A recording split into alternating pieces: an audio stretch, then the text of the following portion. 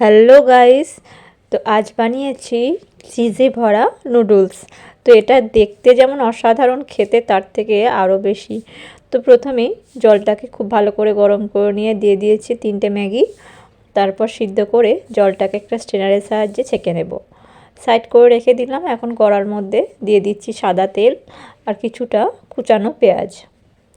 পেঁয়াজটাকে খুব ভালো করে ভেজে নেব। তারপর দিয়ে দিলাম কোচানো টমেটো, ইচ্ছা করলে কাঁচা লঙ্কাও দিতে পারো। তারপর একটু ভাজা হয়ে গেলে এখন একটা ডিম অ্যাড করেছি, সেটাকেও খুব ভালো করে ভেজে নেব। তারপর কিছু সস অ্যাড করছি, দিলাম সয়া সস, টমেটো সস আর রেড চিলি সস।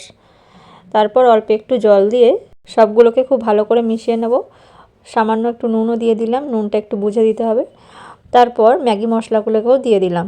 খুব ভালো করে নাড়িয়ে নিয়ে ওপর থেকে দিয়ে দিচ্ছি গ্রেট করা চিজটা দেওয়ার পর খুব ভালো করে নাড়ানোর পর দিয়ে দিলাম এখন সিদ্ধ করে রাখা নুডলসটাকে।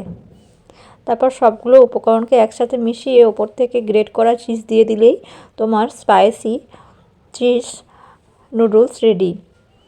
তো আজকের রেসিপিটি তোমাদের কেমন লাগলো অবশ্যই কমেন্টে বলো, আর সাবস্ক্রাইবটা করতে ভুলো না। তো টাটা বন্ধুরা।